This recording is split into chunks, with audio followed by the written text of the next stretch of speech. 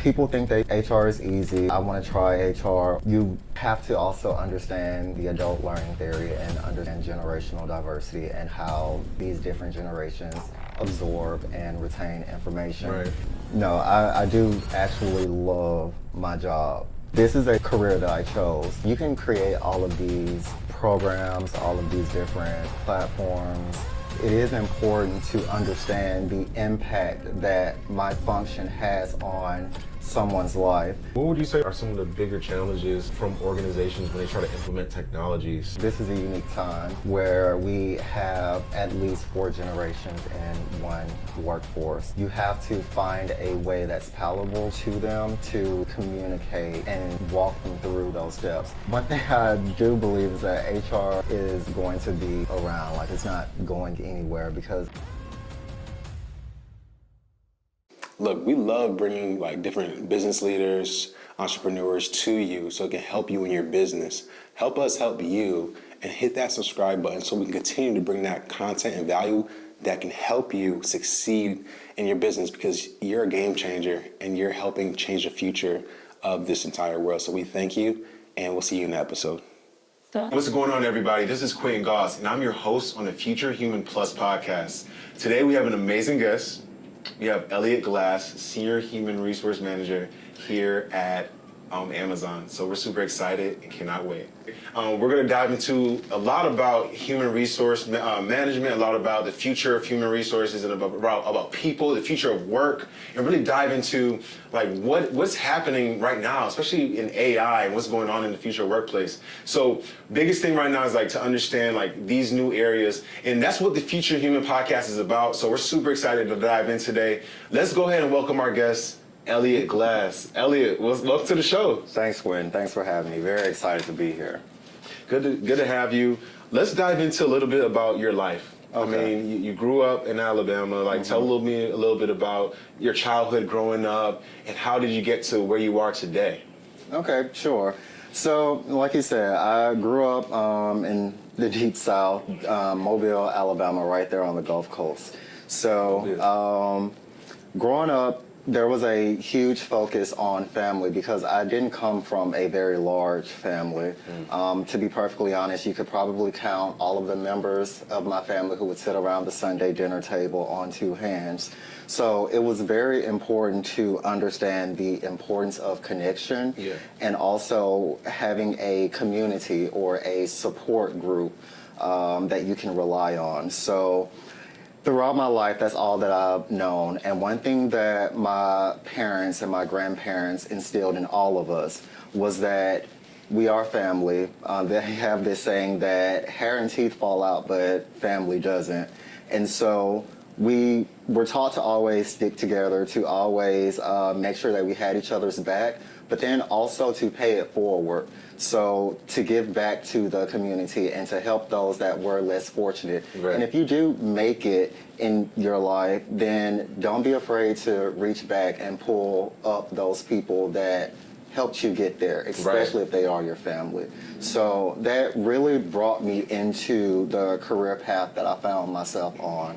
I dabbled a little bit in different areas of study in school, just like everyone else did, but it wasn't until I truly understood the science behind psychology and human behavior that I was able to find that spark that drove me to where I am today, being the HR leader that I am. So. From a very young age, it's always been about people and understanding them and, you know, operating outside of a business mindset, if that makes any sense. Yeah.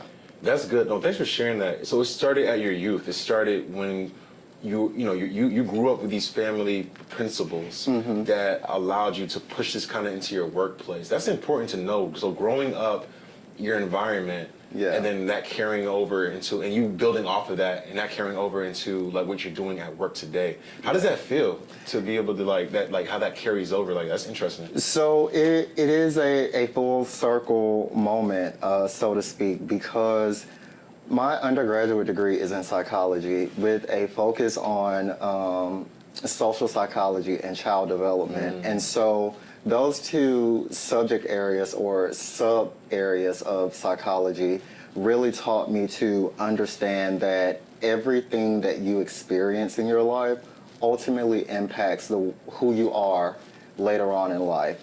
Your experiences from a very young age determines how you engage with a person in traffic, how you move about the community within society, and how you treat others.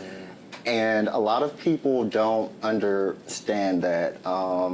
And so working in a field like human resources, it is important to understand the impact that my function has on someone's life. Human resources is the only business function that has to balance the two sides of the business and the people. And so in understanding how important that role is, when I come in, the decisions that I make are not made with, just on the whim. Yeah. Everything that I do is going to impact when those associates walk out of my building. How they were treated at work and their experiences at work is going to impact how they interact with people in traffic and how they interact with the cashier at the grocery store and even how they interact with their children or family members at home. So understanding like this larger impact, I've always wanted to be in a space where I could impact the masses. And I didn't know that it was HR that did that. Honestly, I thought I wanted to go into education because focusing on child development, it's like, okay, yeah, I can shape, minds at a very young age, but did have an experience and, working with children isn't cut out for everyone. Yeah. And I commend those who do have their career dealing with children or people at a very young age, but I was still able to secure a role or a career where I would still have that same impact, just with a different age group. So understanding and seeing all of that and just always hearing in the back of my mind, the voice of my father, the voice of my grandfather, the voice of my mother, the voice of my grandmother, and all of the things that they told me, about how to navigate and how to, go through decisions and, again, how you treat others always resonates with me. So it aligned. I didn't know it was going to align. But to sit back and look to see how all things work together for the good of those was very powerful.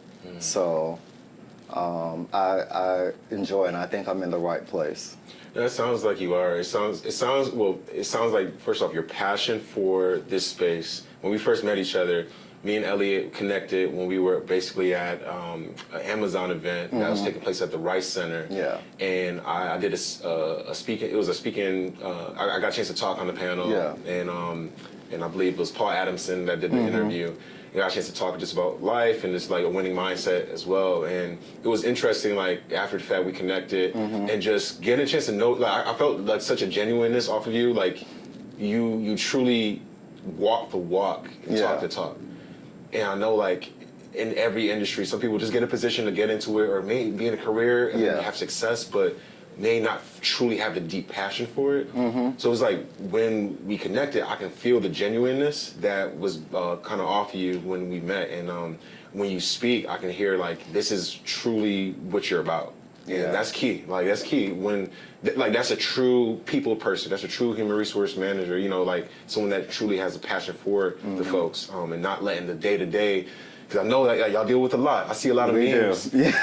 A lot of memes on Instagram. And a lot of memes on LinkedIn. Yeah, the memes don't even tell the whole story. So it's like it's Monday. Exactly. Right. Yeah, but it's Monday every day. Right. So there is that. But this is a career that I chose. I have been in circles. I've sat on different boards, been a member of different councils, been a member of different organizations, and people think HR is easy. I want to try HR, or they just stumble into that career. This is something that I sought out. I have my master's in human resources. I have my senior certification from the Society of Human Resources Management. So this is a career that I chose. The problems that I'm not even going to classify them as problem, but the opportunities I experience every day is what I want to deal with. I don't walk out of here thinking, oh, I need to do something else. Right. No, I do actually love my job. So I'm glad that genuineness is there because I do mean I'm very intentional about the way I approach my work. And that's the thing that I can, again, like if you end up getting a chance to meeting Elliott, you'll definitely like get the energy from him. So let's dive in. Let's kind of pivot a little bit. Let's go into some insights. It's still kind of mixed into the personal journey, but when you think about like the significant like changes that happen over time in the HR landscape, what would you say have been some of those significant changes that have been happening? We're in 2025 now. Yeah. What are some of those changes that you feel that have been like happening? Well, the thing is, the field of HR, it's ever evolving. There's always what is in place, and maybe HR best practices today won't be the case by Friday, the end of the week, and Friday's tomorrow, right? So things happen and change quickly, but it goes without saying, everything that's going on now with our new administration, a lot of different policies that our workforce facing are being rolled out, and it's causing a lot of companies to pivot. Coming off of the pandemic, a lot of organizations to stay alive had to rely on that human resources function to, I guess, make them more, I guess, malleable to the current landscape. Right. And so over time, HR has, even the name of HR back at its inception was referred to as personnel management. And then it went into human resources. And, at my current organization, it's referred to as people experience and technology. Right. So it just all depends. HR, there's been a lot of involvement or a lot of evolution in human resources. But I would say the biggest transition I've seen is the focus on people analytics and breaking the function down into numbers.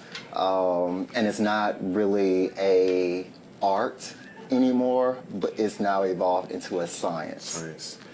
That makes sense. I mean, and honestly, like getting into this business has been on that piece right there, on the insight piece, because was it more on like, hey, maybe Excel sheets, spreadsheets, and you manually add in the data, but maybe it's not calculated in a way that's breaking it down for everyone to see clearly?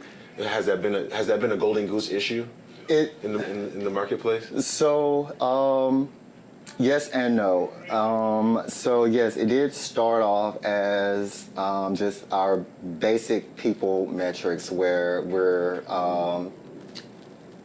classifying attrition, so our turnover, and then there are, for certain organizations, especially those who are government contractors, who have to maybe report metrics on their hiring and promotion and break that down into categories such as gender and race and all of that for reporting purposes.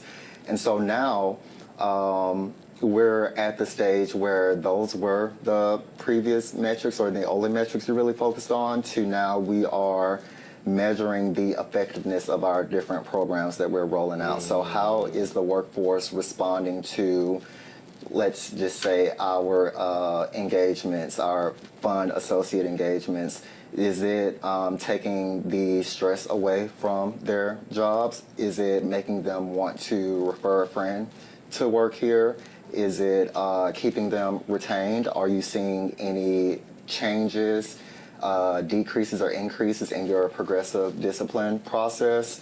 And so everything now is being broken down into a science, and because of that, I think people are understanding the value of human resources now, even though we're in 2025, but they are starting to see the value in it. So a lot more of those tech companies, such as Paylocity and Indeed, and even LinkedIn and other different HRIS platforms, are now incorporating people analytics into their software, whereas the only software that many organizations may use outside of Microsoft Word or Microsoft Office would be the applicant tracking system, just to get the applications in. But even that is something that's new to the HR, because I don't know about you, but I remember having to go in and turn in a paper application at times. And so is now everyone's kind of jumping on that, and then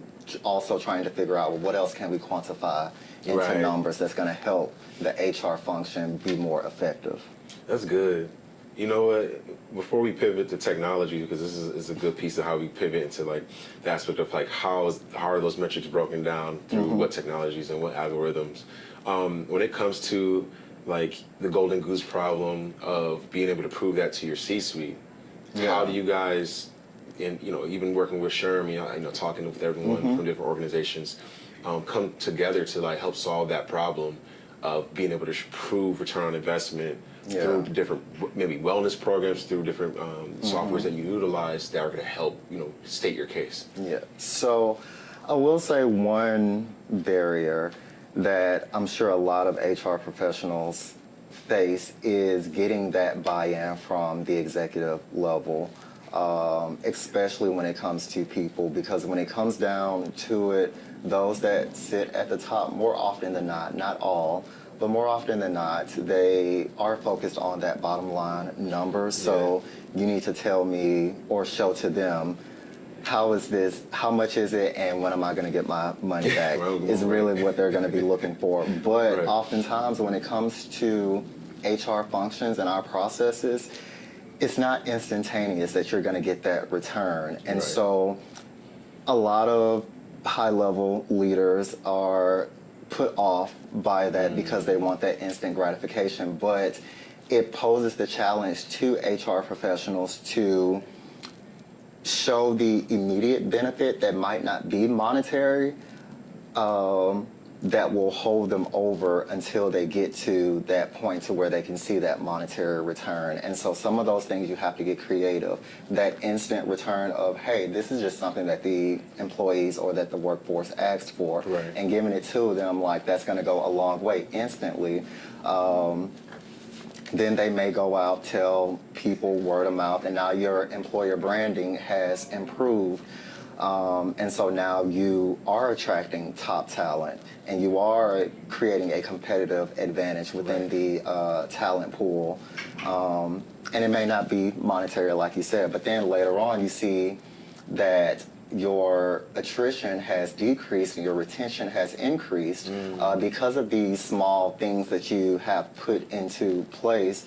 And so now you're not spending as much time losing talent, having to retrain talent, having to deal with bad performers, or just having to deal with the possibility of having that negative employer reputation.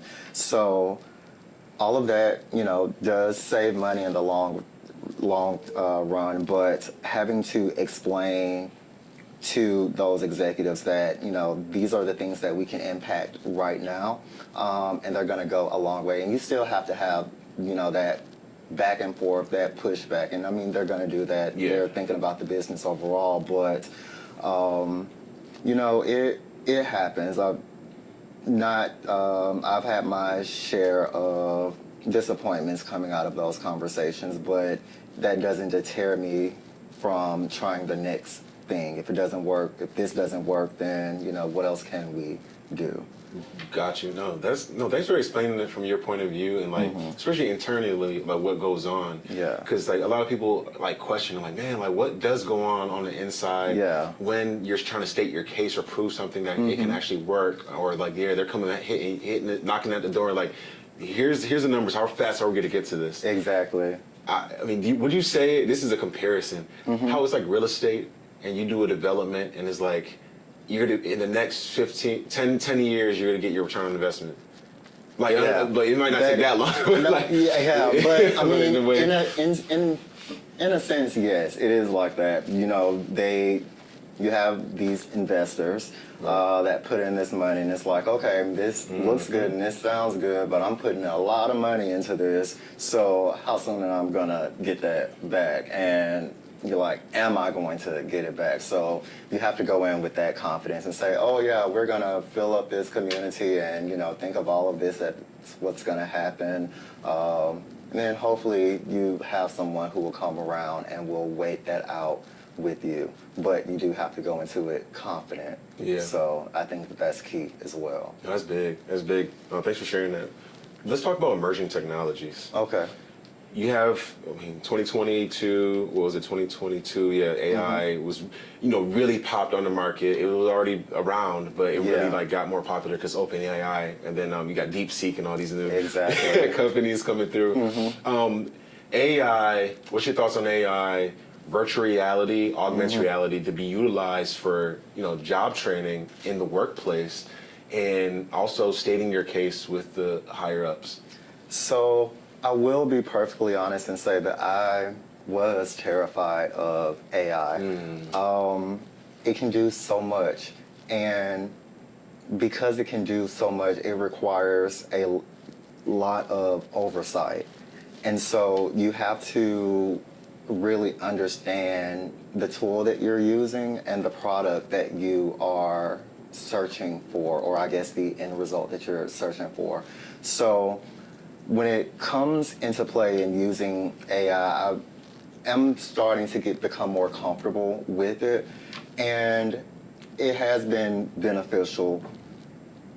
Now, I do enjoy going through and writing out my trainings and finding creative ways. See, that is one thing, because AI doesn't account for, example, when I need to facilitate a training, I know my audience, I know the information that they're looking for and how to present or communicate that information, whereas AI necessarily doesn't have that human interaction. So you do have to be mindful of that. And I have been able to utilize AI to flesh out different training programs.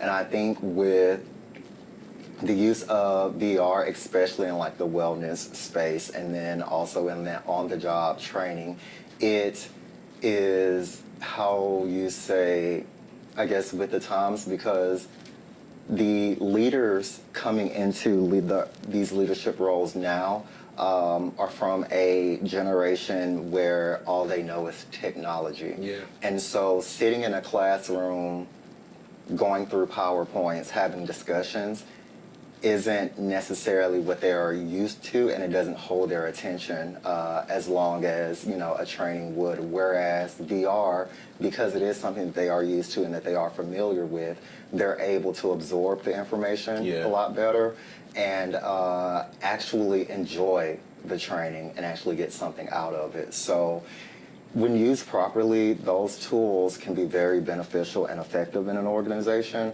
But just like I said, you do have to have that oversight to make sure that you ultimately end up at that finish line that you're aiming for. That makes complete sense. I mean, it's a balance. Like, you can't. Some people use it too much, and it messes with their critical thinking. Exactly. Where you don't have to think about it. You don't. You really don't. You lose. Do you feel like you can lose that, or it's like something you got to train, and we've done for years? So it's like we're untraining it. Yeah, it is something that you do have to. If you allow yourself, you can get lost in it. You do have to train yourself on it, and it can become very easy and very reliable because it really does do everything for you. But you still, again, have to go in and just make sure that you are still there, even if it's just to continue to exercise that muscle of critical thinking, like you said. Exactly. No, that's true. What would you say are some of the bigger challenges from organizations when they try to implement technologies that you've been seeing? It could be, here at Amazon. It could be at a different company. Maybe just talking with SHRM or different folks at SHRM. I guess some of the barriers is just that you do have some workforces. Well, this is a unique time where we have at least 4 generations in one workforce.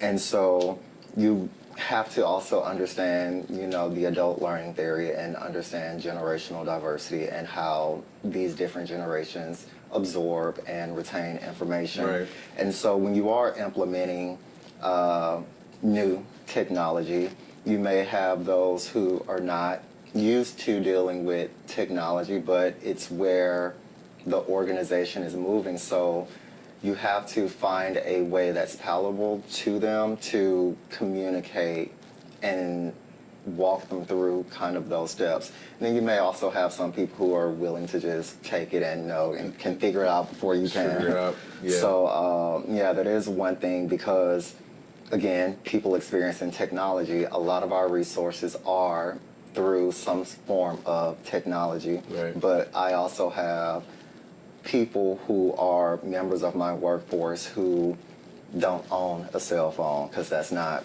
what they're used to.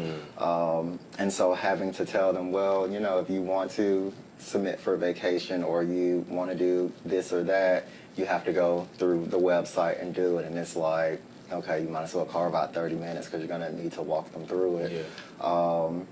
And so that's just it. Just that workforce, some being resistant to change is usually the only barrier, at least that I've experienced in implementing new technology.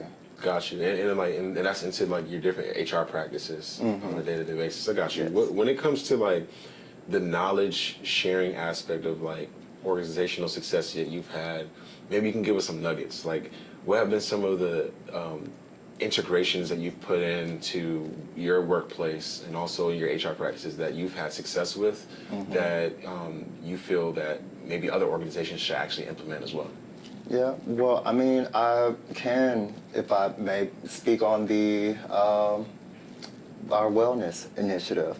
And so I'm partnering with Rise Well and bringing in this organization to help my leaders who at the time were working 60 hours a week because it was our busiest time of the year, our high volume event season, and just having someone outside of the site to come in and really tell them everything that I have been telling them that they need to do to take care of themselves and to focus on these different areas of wellness, not just physical wellness, but financial, spiritual, mental, all of this packaged into one. It has done a lot for our leadership team to where they are feeling more included at work. They feel like they're in a safe space. There's better communication within the group, and even when they're out engaging with the workforce, they've evolved into better leaders. They don't feel that the job is as stressful. So there hasn't been anything that's been done at my location, and as far as I know, that's not anything that has launched or have been done at any other location within the organization. And not just outside of that, but then also other things where focusing on the inclusion piece, our affinity groups. One thing that I am passionate about, again, people, connectedness, making sure that our affinity groups are not just something that's on paper or not just buzzwords, but actually having a vision and a strategy for them to where they are required to perform certain tasks that usually they wouldn't get exposed to unless they were 2 or 3 levels up, in another position. And just having them have that exposure. And then with the workforce, having them involved in certain engagements or activities that are associate facing, so that one, they can see what happens behind the scenes and understand a little bit more that well, one, HR doesn't just wake up in the morning, snap their fingers, and have food trucks and It's pizza here. parties. And yeah, you know, it's just here. Or, you know, we just go out and pick it up on the way to work, that there's actually planning that goes into it. So having the associates themselves come up with the ideas Right. that they want to do and then giving them the roadmap on how to execute it, they see that, oh, this is a lot more involved, and then they in turn appreciate it a little bit more, and then they're able to communicate to their peers within the workforce all the things that go into it. So when they hear talk or discontent amongst their peers, they're able to say, well, like, let's not get too upset with them, like, all of these things happen and this is why they couldn't do that. And so now it's not just coming from HR, it's like, well, we can't do that. They can hear from their peers directly that someone they trust, oh, well, this is the reason why it couldn't be done. It's not just Elliott saying, Yeah. no, we can't do it. So Just like trying to like hang you out exactly, to dry. exactly. So I think those are certain ways that we've been able to kind of innovate here. I love in that. my role. What would you say, like, on the knowledge sharing side, like, what kind of data models have you maybe have created in regards to, like, to enhance knowledge sharing around and collaboration around the organization? And it kind of seems like, yeah, like the affinity groups definitely kind of help with that. Because you have those leaders kind of like branch, like they hear the information from you and then they branch it to the rest of the group. Yes. Yeah, anything else you would say on that, on regards to that those type of models that, because those are critical for Yes. communication, honestly. So you don't have to be the one hearing a knock on the door every 2 seconds. Exactly. What would you say, like anything else that that you put in place that you've seen work? So I'm not gonna say that like this is something that's in place, but one thing that I do utilize is our communication mechanisms here, and anything that any information that I have, any new learning that I learn, I share it. So I consider myself an HR nerd. I read articles and other like leadership books because I really, again, do love my job, and things do change pretty frequently. Right. And so whenever I come across something that's new or that I've never heard of, then I have to share it. And so I do just go out and pass it through, whether it's Chime or Slack or through email.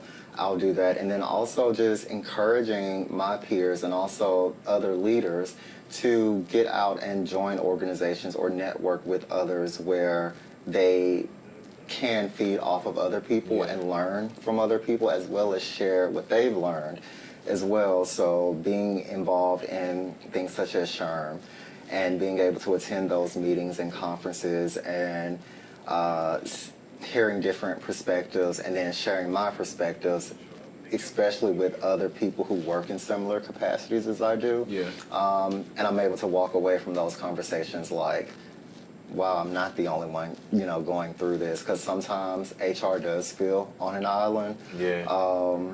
But just being able to have that network and that camaraderie goes a long way, and it's something that I strongly encourage our leadership team, and I'm now starting to encourage our workforce to do the same. How can companies, I guess, measure their learning programs effectively? Well, one is performance. So one thing that I have learned in developing a curriculum, so to speak, for some of the training programs is that you need to always have an objective. So you start with that. Don't just launch a training and say, hey, everyone, come in here and sit down for Here we 30 go. minutes. Exactly. When they walk out of that room, what is it that they should be able to do? Right. And then whatever they should be able to do, you need to evaluate if they can do it.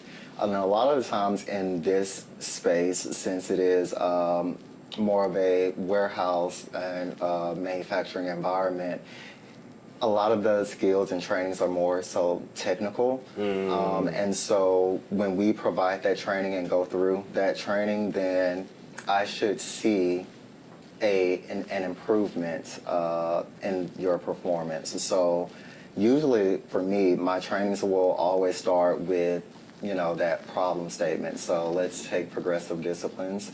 Those are things that can be called into a court of law. It's something that you do have to make sure is right. And oftentimes, some leaders don't like to have those difficult conversations, so they may not give as much attention to detail in these situations as they should. And so in turn, the HR professional is more often than not going to have to represent the words that are on that document written by this leader. Right. And so going through and identifying that there is a huge opportunity amongst our leadership team to understand the different nuances that go within, that goes into discipline an employee. And so sitting down, having that training and going through it, but I wanted them to walk out, one, with the understanding of why I'm asking them to write these discipline records the way that I'm asking them, and then two, I should be able to see a decrease in the errors that I've seen previously. And from that, just establishing a time frame. Okay, 2 weeks after the training, I'll record how many errors. 30 days after the training, record the errors. And so at each milestone or each benchmark, there should be a decrease. And if it's not, then obviously something didn't resonate. But if it does, then something did resonate. And then from there, and so I use that as an example, but that will pretty much follow any other type of training or any type of learning that is implemented, from safety to HR to operations. Well, okay, so no, thanks for sharing that, because I think that's a core piece that a lot of people may fail at or not understand correctly, like especially maybe in the HR space. When it comes to because I heard you talk a lot about leadership and effective leadership. What's effective leadership look like in a corporate setting? That's a good question. To be perfectly honest, I would say that effective leadership is going to be determined by your team. And so you can communicate what you think effective leadership is, but does that translate to what your team thinks? And so for me, my team will tell you that I don't call myself a manager. They joke around and call me boss, but yeah, I don't like that. I consider myself a leader. We're on a team. There are things that I don't know that my team knows, and there are things that they don't know that I know. And so again, going back to that knowledge sharing, I set up spaces for us to admit that. And then also set up space for us to work on finding that answer together.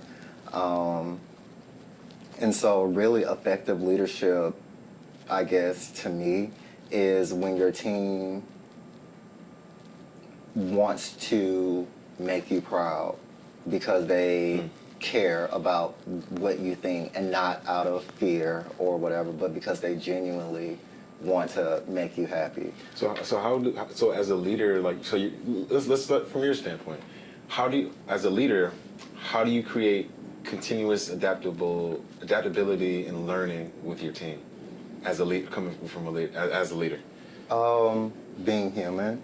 So again, acknowledging that I don't know everything. I do like to ask questions. I will ask questions. My team knows that they can bring stuff to me and it'll be completely perfect, but I'm going to ask questions regardless.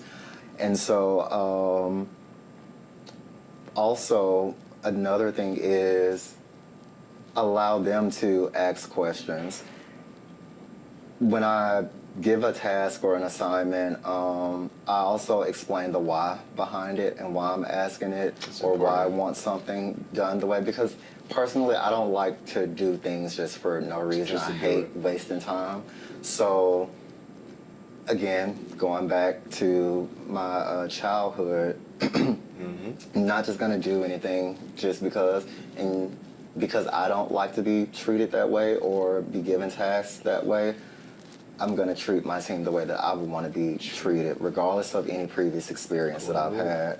So allowing them that space to ask questions, even if it's, push back on me, like, you may have something on your mind that I have not thought of, but really just being vulnerable and admitting that, because a lot of leaders do walk around and think that they know it all, but if you knew it all, then you wouldn't need the team to do it, I feel like. So really just vulnerability is what it all comes down to, and that's how I think that I've been effective. I like to think that I'm effective, but you would have to ask my team. Yeah, if I'm effective. well, I mean, it's almost like you're, in a sense, I love teams. I mean, like, coming from, like, sports, NFL, I love being on a team because, like, you have to work together to achieve the goal. And it's like, same thing goes on, like, as a business owner. So you're almost like a business owner within the corporation. You have your own team. Your team, you have to lead your team to success. But you do it in a way that's effective, where they don't feel like you're overbearing and you're letting them be. Because I always say, like, let smart people do their thing as much as possible. Exactly. Then you have the overbearing manager that does stuff too. So it's like there's a balance there, right? So that's interesting to hear, like, how you have a unique way, because I mean, just being here too, like, you have a unique way of, like, handling situations really calmly, effectively, and still coming out with, like, a smile at the end, like, the best you can. The best you can. I try. But I do enjoy it. Again, I can't stress that enough. I mean, honestly, my team has been the reason that I've made it through a lot of the stressful situations that I've gone through in HR. And so having them there, and expose them to those opportunities and bringing them along and letting them know, like, this is what's going on, this is what's happening. Whatever I can tell them, I will share with them. And so they are on board, and they also understand my vision. I can go to them and say, I want to do XYZ, and then they know that I don't have a roadmap to get there, but they will flush it out. And they're at the point to now where they will know exactly the questions that I will ask and what it is that I expect. So just, bringing them along and just sharing my vision with them and getting their buy-in as well. Some leaders think that they don't have to, share their vision and get buy-in, but that's how you get the support that you need to get there. All right, so you have the winning team around you. Yeah, I like to think so. Actually, I know so. I know I have the winning team. Love that. Roll Tide. As always, probably not this year. Yeah, I know it was a rough year. When it comes to, this is like 3 more questions for you. So when it comes to, like, the HR trends of just for the future, like, what do you think the future workplace looks like? And collaboration and all that, like, with technology and all that stuff. But, like, let's just say future workplace. Yeah. Elliott Glass, what's the future workplace look like? The future workplace, I think it will continue to look diverse, regardless of whatever these people or whoever wants to pursue, or whatever route or process they want to implement. The workforce is going to continue to be diverse.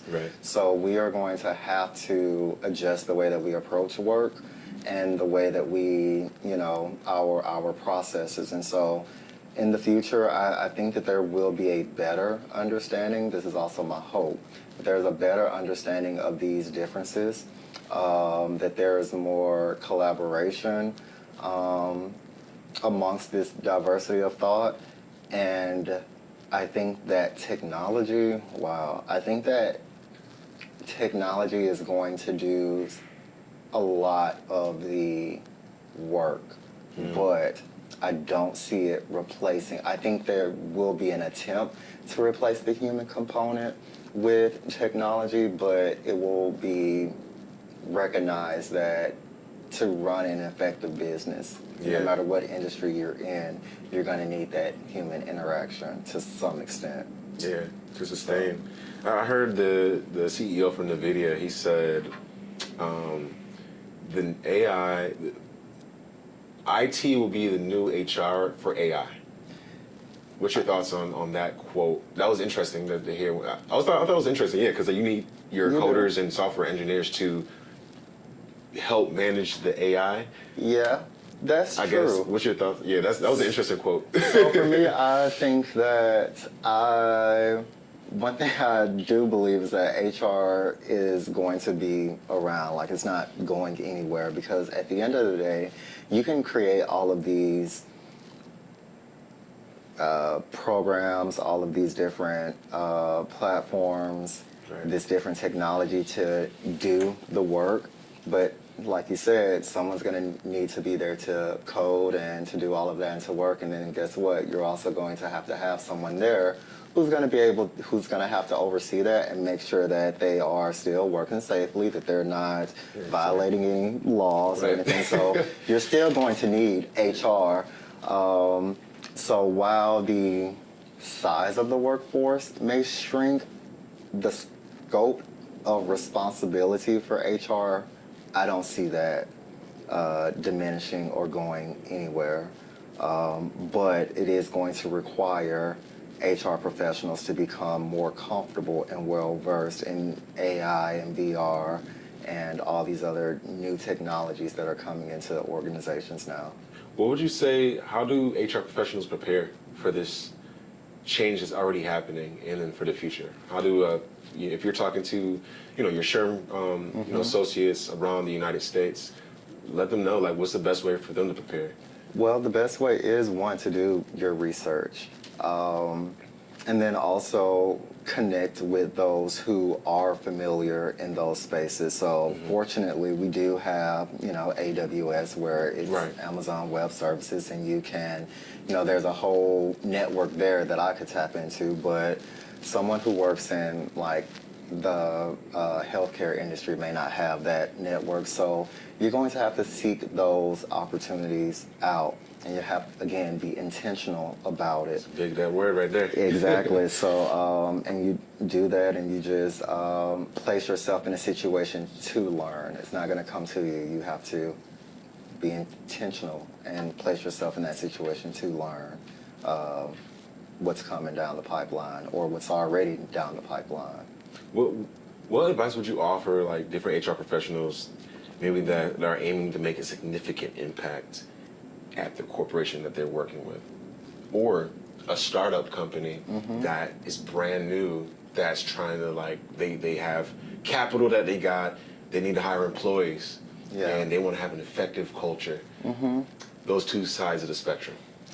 So regardless of what side or what end of the spectrum you're on, the advice that I would give you is to not give up, and not to take it personally. That's good. Because a lot of times you can walk away or finish your day and say, did I make a difference? Did I really do anything today? But someone, somewhere out there is someone who you influence, hopefully for the better, that you may not know that.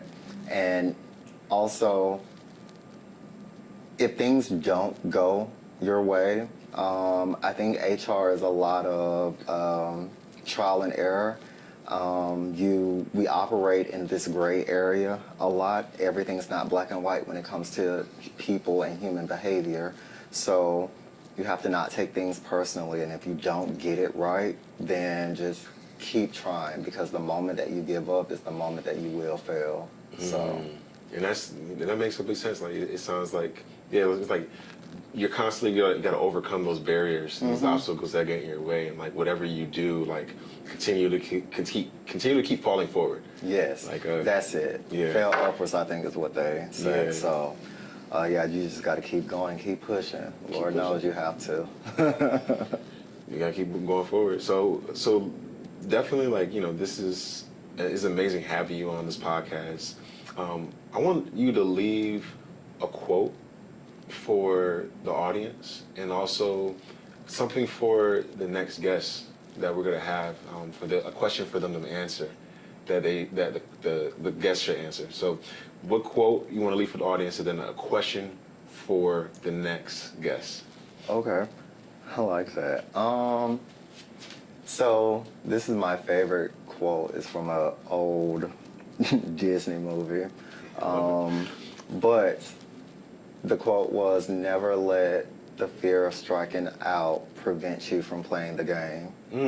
So I've heard that quote when I was like 8 or 9 years old, and in my mid-30s now, I still remember that quote, and that's exactly, the way I approach every day. I love that. Yep. Thanks for sharing that. Now, when it comes to whoever the next guest is, what would you like to leave them before we hop out of here? So the question that I would have is, when you're done with your day, are you satisfied with the effort that you put forward? So That's good. that would be interesting too. That's good. So next guest, whoever you are, we're gonna have some amazing guests on this podcast. Actually, it's gonna be probably someone from Sigma that's gonna answer that question. But you got to answer that question. So get ready. So Elliott, before we hop off, everybody, Elliott we call him a innovator. He's an innovator. He's someone that is changing the game in the entire space with, I'll say, with his company and what he's doing on Amazon and stuff. And I believe that he's making a significant impact by his ideas and what he does. So, our company at Risewell, we definitely, want to applaud that, and we want to, give him something that's going to show that who he is. So we have something here for you, and it's called a Vitality Voyager. So what it stands for is someone who is innovative, someone who's trying to be different and take things to the next level in their organization. So I want to give this to you. It's a large. Thank you. And I like it. we appreciate you. We just want to say, keep doing what you're doing. We understand, again, HR is not easy, but you're constantly trying to figure out ways to impact your organization on a day-to-day basis. So thank you so much. Is there anything you would like to say before we hop off there? I just want to thank you for the opportunity. When we started down this road, I didn't expect this to manifest as large as it did, but I'm glad that it did, because I've learned a lot, and you helped me in so many different ways that I don't think that you are aware of. But just thank you for being there, and thank you for just thinking about us and doing everything that you're doing. I appreciate that. Yeah, of course. I appreciate that. Yes, well, of course, man. I appreciate the cyclist. So we'll go ahead and close out there. Thank you so much, everybody, for tuning in to the Future Human Plus podcast. Again, this podcast is sponsored by Risewell, and we continue to keep watching week after week as we get multiple guests on here, different executives, different folks from different organizations, really diving into the future of well-being, future of workplace, and understanding exactly what's going to happen in the future, so you understand how to best, impact your organization the best way possible, because that's what we're here. We're here to value add, here to help you. So thank you so much, and we'll see you in the next one.